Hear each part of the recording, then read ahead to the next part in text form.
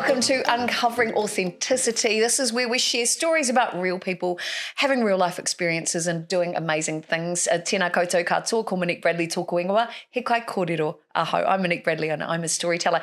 And today I am delighted to have one of my old chums in the studio because he is also a storyteller and we used to work together in TV. Please welcome to the studio, Mr. Jake Mickleson.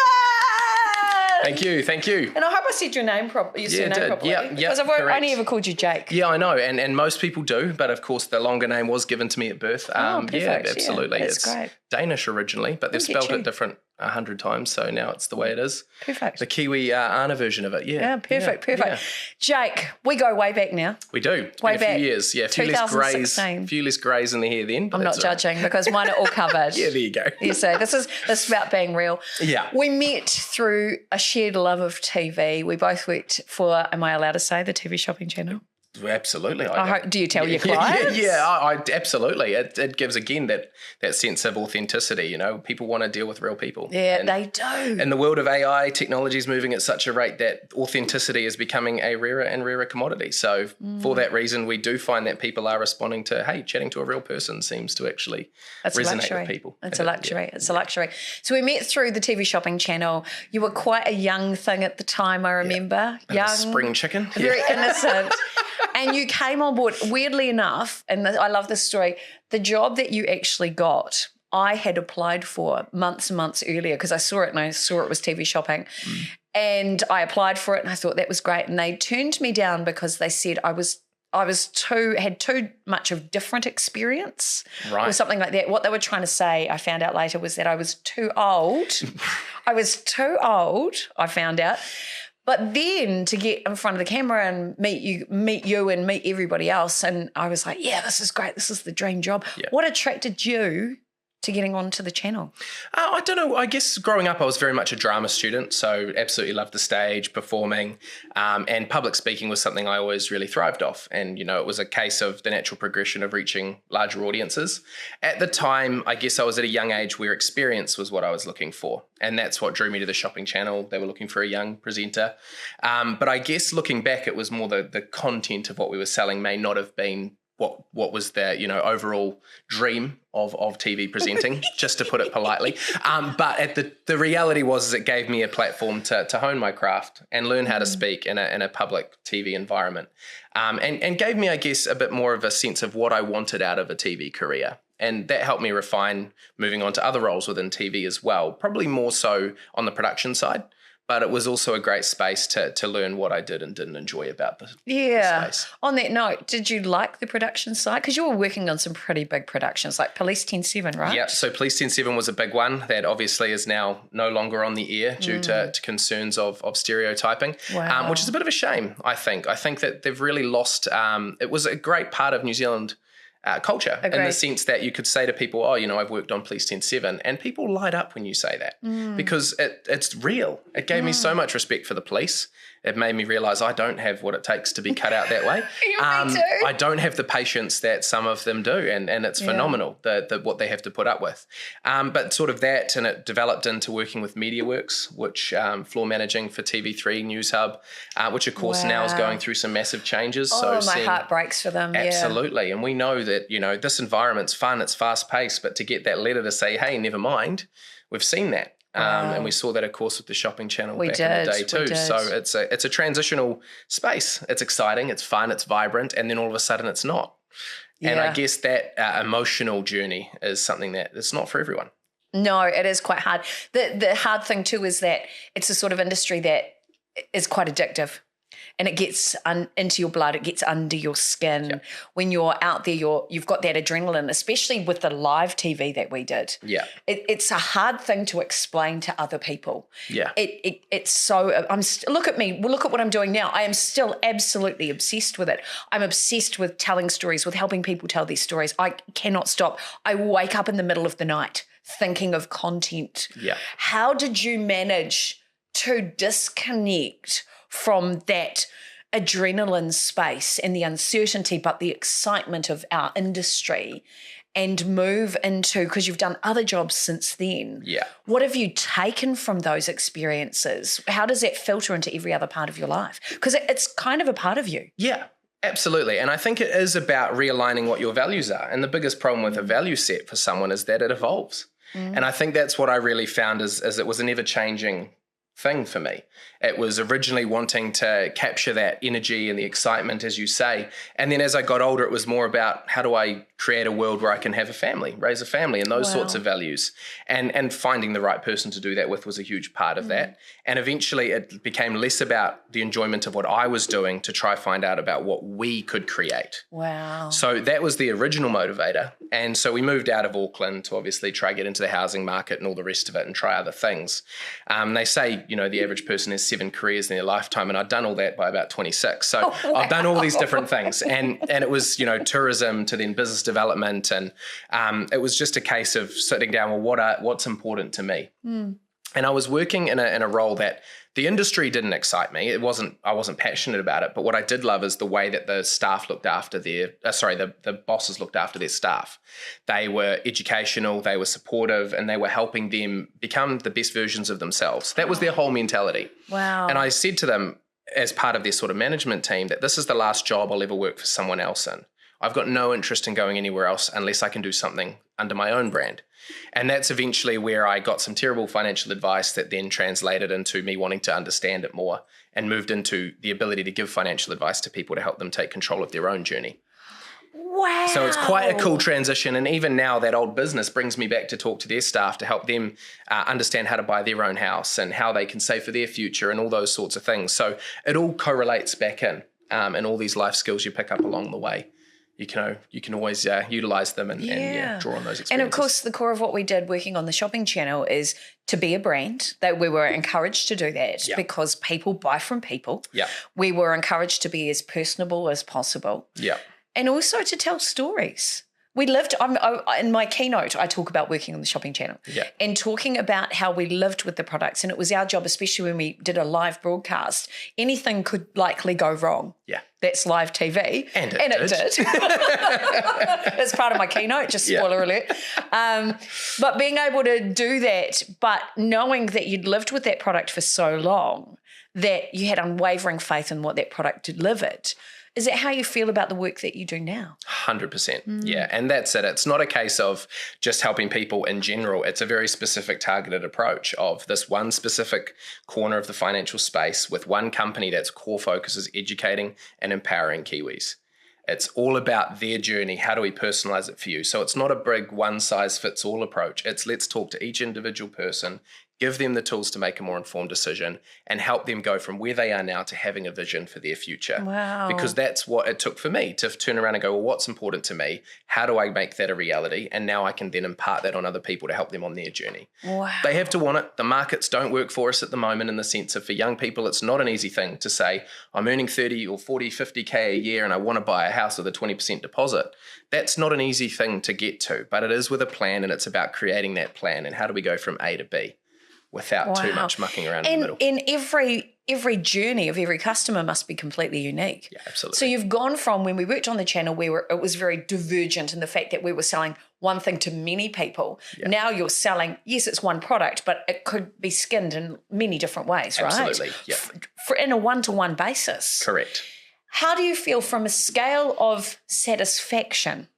Like I'm a one-to-many person. I can't help myself. I want to reach as many people as I can. I've reached over 200 million people. I love it. But not because it's about me. It's because the ideas and the people I speak to, I want to share them with as many people as possible. That's kind of what drives me. Yeah. How does it feel for you to go from a one-to-many down to a one-to-one basis in your business model? Oh, for me, it becomes more valuable to that one person. And that if I can transform one person's life, then that's where I find value for me. Yeah. So if I can transform that one person's life, they're going to introduce me to their family members and I can transform their lives too. And it's about that micro change for maximum impact. So it's bit by bit, mic drop. Chipping away. Mic drop. This one's quite attached, so it will not be dropped. But the idea there for me is if I'm successful in person A, they are going to introduce me to their family, friends. So I can help the many, but on a micro level of individually, we set them up, we gear them up, and they know they can reach out to me and get support along that journey. Wow. So it's purely about the whole journey for them being, they want to feel heard, they want to feel listened to, because unfortunately the New Zealand financial system doesn't let everyone feel heard. It doesn't give everyone a voice. And it's quite an old statistic now, but the average Kiwi used to spend $1.15 for every dollar they earned. We're a nation that is geared to be in the negative. And that was before COVID, that stat, so I'd hate to think what it is now. But the reality there is through lack of financial literacy, lack of understanding what the heck a tax does when you're in school, people become slaves to money. And you want to help them create a world where they can use money to live the lifestyle they want. And for a lot of people at 65, they don't have a choice. We want to give people that choice back. And we know the pension isn't enough to retire on. No, so not at all. If that's your plan, unfortunately, we might just need to put our heads together and come up with something a little more creative. But because the area I'm working in is such a new concept, it's young, we haven't seen the decades and decades of wealth grow from it, which is why it's also an amazing time to be in it, because the education is so important now at the start of the journey for so many. That's so good. Oh my goodness. So many mic drop moments. I want to jump back into our history. So what I'm hearing is the sense of whānau that is coming, or whanaungatanga that's coming through the work that you do. It's not just about that one person. It's about their wider circle, their wider community. Yes Shop for me was very much a whānau space. We laughed together, we cried together, we talked about everybody together at each other's expense. Yeah, of course. We didn't backstab, we front stabbed. No, I'm joking. It was actually a really good, it was a great environment. And as I mentioned, I've got keynotes where I have a couple of quite funny stories about things that happened, particularly when we were live. What for you was some of the most memorable experiences of working in that space with your whānau? Yeah, absolutely. And I think that was it. It was a space of creating these networks with people from all walks, which was quite cool. There were people who had oodles of TV experience who were giving me the time of day when I was as fresh as it came to the industry of in front of the camera. And then there was people behind the scenes who were phenomenal as well. Some who are still dear friends to today. And it's definitely one of those, you go through the crucible and you all survive together and you're bonded for life because of it. But the reality is for me is it was a case of every day it was something new. It was a case of, I've got this great idea, and then saying, nah, it doesn't really suit our brand as well. So it was a case of learning to stay in your lane and almost water down your ideas, which in hindsight is something I never want other people to have to do. That was awful. When you've got these big ideas, you and I are ideas people. It doesn't stop. It does not. It does not. If anyone can figure out how to turn it off, let me know. It's a hamster on a hamster wheel in here, right? Exactly. Yeah. So what I want to do is, facilitate an environment where we can talk about those things. And I think we created that within the shopping channel. We had the people amongst us who were a great support network. And I think those are the ones we still keep in touch with today. Yes. Whereas those who were the naysayers or those who were less inclined to facilitate the growth within us were more people that I've never heard from since and probably never will hear from. And I think that's what life's about, creating those networks of people who do bring out the best in you. Yeah, totally agree. And that's what we both get from being part of BNI as well. 100%. Shout out for BNI. We love our chapters. Yeah. Amazing. What do you think were some of the funniest things that happened for you on the channel? Funniest things for me? Oh, heck. I mean, I guess we had, I hate to put her on the spot, but we did have one particular staff member who was a bit gullible. She was lovely, but we could convince her to use all sorts of products for the wrong reason. I remember we had one of those exercise platforms that kind of jiggled back and forward, and we told her she had to lie on it. It's meant to be fit for your feet. But we did a whole segment with her lying on the back of it and just being thrown around and telling us what an amazing workout she was getting. And I look back and think how we kept a straight face, first and foremost. Yeah. But also other segments, I mean, outtakes of you and I, just seeing how many puns we could come up with. That was great. I think I've got that somewhere. Yeah, and I think that there's a few jokes from that I still use in today's language. So do I. And, without having children yet, I'm still preparing for dad life. Yeah, good. Dad jokes are an essential part, and I think we learned a lot of those in that environment because you had to laugh. Yeah. And dad jokes are at least broadcast worthy. Yes, absolutely. They're sensible enough, and if you get a good knee slap out of it or a face slap of cringe, then either way I'll beautiful. Take it. It's a reaction, and that's all I'm going for. Yeah, there you go. That's what gets the views. Absolutely, yeah. Good, bad, or otherwise, yeah. I think for me, what I loved, and absolutely the connection, absolutely the stories. I mean, I was at Karen Teague's wedding recently, those deeper connections. I mean, it's been a few years. We haven't seen each other probably since 2017, apart from when we bumped into each other at the public toilets, was it? Brown Sugar Cafe. Brown I'm so Sugar happy. Cafe. Shout out to the Brown Sugar Cafe. They're amazing. I always stop there. Yeah. But, it's like seeing you yesterday. Yeah. 100%. And like you said, I think it's that having that weird shared experience that unless you've experienced it, you don't know, you won't understand it. Yeah. You won't understand it. And I think that's what keeps that connection going and keeps that going strong. Again, is that something you bring into your clients? Yeah, absolutely. And it's just about that shared understanding of where they've come from, what they've done. Because one day we might be talking to someone who's, extremely wealthy. KiwiSaver is just a side thing for them. And the next day we'll be talking to someone where this is everything. That small lump sum, even if it's not much in there, that is everything that they've hustled away. And it's about what have I been through in life, times where maybe I wasn't earning well or I was struggling paycheck to paycheck versus times where, I grew up in a home that, we didn't go wanting and things like that. So there's ability to relate to people in a lot of ways. And at the same time, it's also about not talking down about someone's experience. Life's tough. The cost of living, everything at the moment is so unrealistic for people to be sustainable. And you look at all the online podcasts and everything telling you should be putting aside 30% for this and 20% for this and investing this. And you look at that and go, okay, hang on, what do I feed myself with? And that's where I think things have just become a little bit out of kilter. The people speaking to us are often the ones who have got wealthy in another time. They're now telling us that this is how to do it today.